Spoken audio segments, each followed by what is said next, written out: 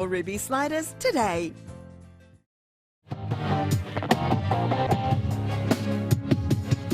Welcome back. The new variant is in Australia. Should we be alert but not alarmed? Perhaps that's the summary. James Paterson is the Deputy Chair of the COVID-19 Select Committee and he joins me now. What have you made so far of all the various reports you've heard on this variant? I think probably the most important thing to remember, Tom, is this is not February 2020. We have in Australia largely vaccinated everyone who wants to be vaccinated. In February 2020, it was a new disease which was emerging, which we didn't even have a vaccine for, let alone had already vaccinated our population. And with every other variant before this one, it has vaccines have proven to continue to be successful, even without any variation. So I think we should be, there's no need for panic at this stage. We should be calm, and overreaction, I think, would do more harm than good. So with that in mind, given what we know so far, it seems to be more infectious, it seems to be no more lethal and maybe even less so. I mean, it might be Paul Kelly's Christmas present. If it is that, should we be not shutting the door on the people about to be let in? Students, international students and skilled migrants, they've been waiting a long time. December 1, so it's what, a couple of days away. Should it be all systems go for them, albeit with this 3-day quarantine period? Yeah, well, the National Security Committee Cabinet's considering that this afternoon, I understand from media reports, and I'm sure they'll carefully weigh up the medical advice. My view is we don't need to yet draw up the drawbridge again. As we did in February 2020, it was appropriate that we did that, but there are intermediate steps that we could take that would mean that we wouldn't have to shut ourselves off from the world. Such as but the just 3 buy days. us a little bit of time to make sure that this variant is what it might appear to be, and that it's not much more serious. Are they the steps already taken? Is that what you're saying? That the steps taken should be enough?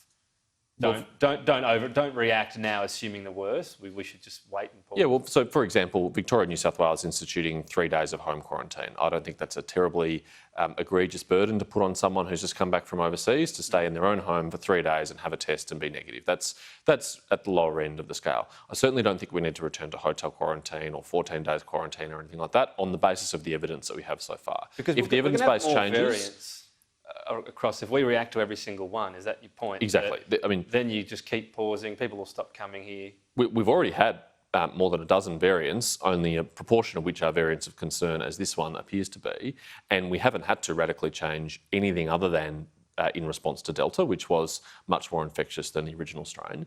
And as you say, there will be many more variants yet, and they will have many different characteristics and features.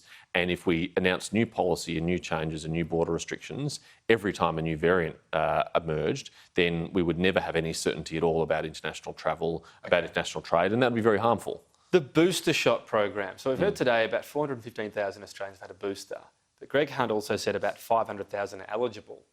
So that means about 20% aren't getting it on time. Is that a worry?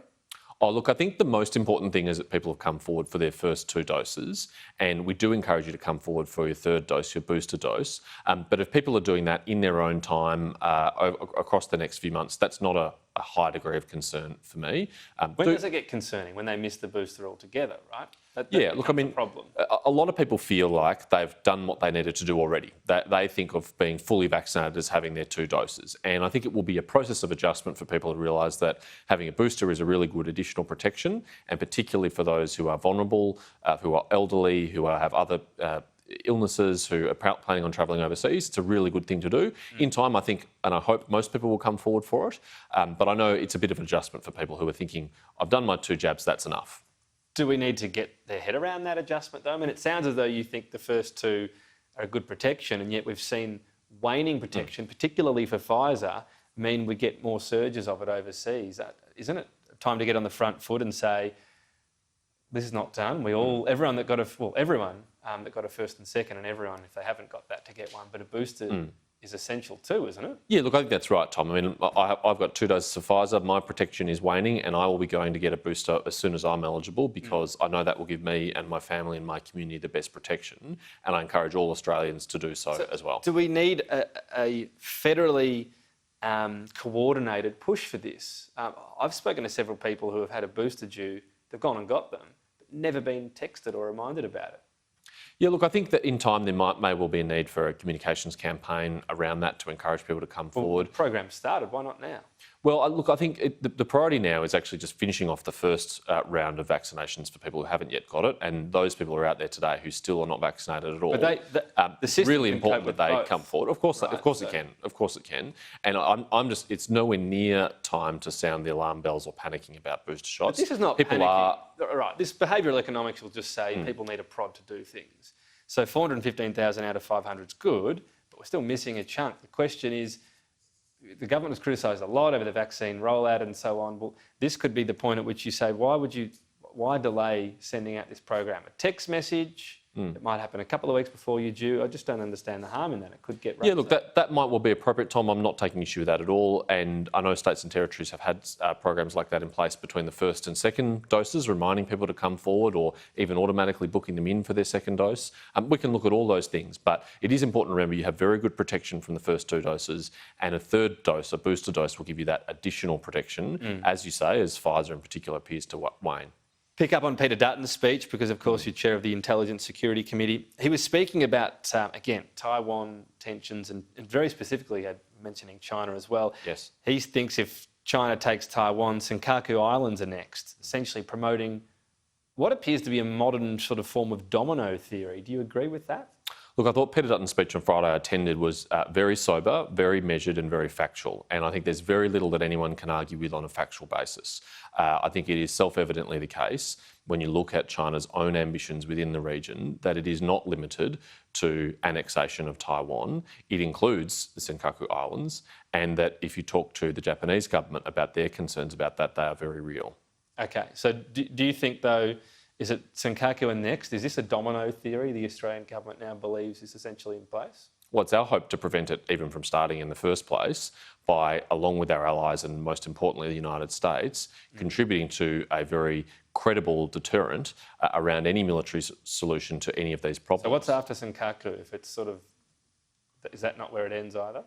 Well, we just don't know, Tom, and the best thing is not to go down that path at all.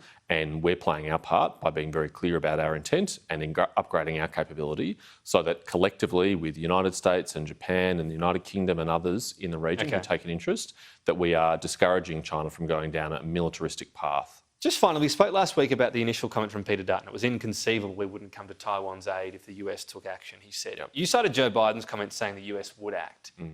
It's interesting to note, the White House actually walked back or clarified those comments. It said strategic ambiguity remained. Is it strange that Peter Dutton would align himself with the comment rather than the officially realigned policy of the White House? As I said on your program, I talked about the US strategic ambiguity policy when we discussed this last week, and it is still their policy, and I don't contend that at all. I think there's real value in the United States continuing to have that strategic ambiguity, because what we don't want is any unilateral changes on either side of the Taiwan Straits. A premature declaration of independence from Taiwan would have consequences, just as a military action from China would have consequences. However, I don't think there's much added value in having strategic ambiguity about Australia's position as to whether or not we would come to the aid of the United States if they were involved. I think the point of strategic ambiguity should be about the US-led involvement, and I think it should be clear that if the US was there, it's highly likely, almost certain, that we would be there too. So we don't need that strategic ambiguity. You think it's fair enough for us to be out there saying we'll be there? Look, as Greg Sheridan and others have argued, it is inconceivable. No one seriously contends that if the US was involved that we wouldn't be. I mean, that is our history. Okay. That's the spirit of the ANZUS agreement, and I think that's the reality. All right, James Paterson, always good to have your time. Thank you. Thanks, Tom. Just taking you live to Darwin, the NT's Health Minister there